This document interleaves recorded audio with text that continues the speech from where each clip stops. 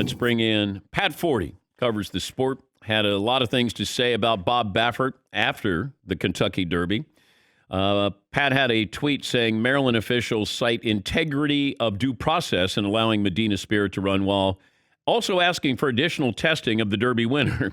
Testing yesterday and today should yield results by Friday, officials said.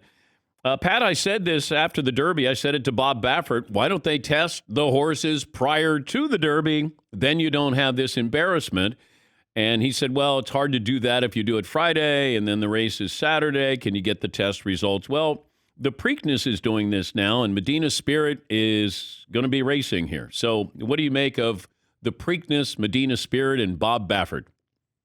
Yeah, I guess I'm not surprised that Medina Spirit has been given the tentative go-ahead to race. We'll see what the drug test comes back with on Friday, if there's still traces of bethomethazone in his system or not. But I just think that without the second confirming sample back from Churchill Downs, that they were facing, a lot of angry lawyering if they tried to keep the horse out of the Preakness here. And quite frankly, as you alluded to, you don't want to run a Preakness without the Derby winner. If it's controversial, well, maybe all so much the better for a race that really is lacking any luster, Dan. I mean, this is a weak field other than Medina Spirit and Baffert's other horse, Concert Tour. So if you're Pimlico Racecourse, Maryland Jockey Club, you're sitting there saying, yeah, we want that horse in the race. Yeah. The head veterinarian at Pimlico said the following this morning: if there is or was any of this drug or any other medications, whether therapeutic or illegal, in the horse, we will know about that before the race. This is supposed to be therapeutic, this cream that was put on this horse. So why is it considered cheating if it's not something that really, it's not a performance-enhancing drug? Yeah, well, I mean, as an anti-inflammatory, I would think it falls into the category of something that relieves discomfort for horses. And thus, is it relieving a discomfort that would otherwise keep them from running as well or running at all if without that? It's not the first Baffert horse to test positive for this. Gamine, his brilliantly fast filly, tested for this last year in the Kentucky Oaks. So what was the purpose of using it then? Is it being used simply as a topical for a skin irritation, or is it being used to alleviate pain or discomfort in some other area? That's, I think, the question. I wondered if Bob Baffert didn't go all scorched earth a couple of days ago, that we might be a little bit more lenient, because he had cancel culture, he had sabotage, denials, never used it, we don't use this.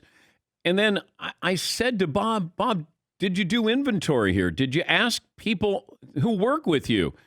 He said, we're in the process. Don't you start with the veterinarian? I don't understand this, Pat. I don't. No, I'm with you. That exactly.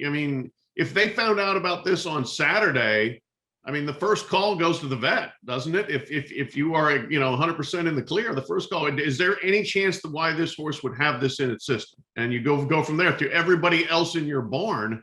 Why would the horse test positive for this? And yeah, I think Bob's reaction definitely was off-putting to some people, and just the cumulative effect of this has been 5 very high-profile positive tests for Bob Baffert horses.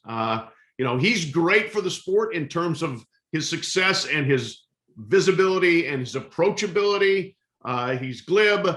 He's recognizable in a sport where nobody's recognizable. But at the same time, he's lost a lot of credibility in the last year plus, really, over these drug tests. And I think this was like one bridge too many for a lot of people.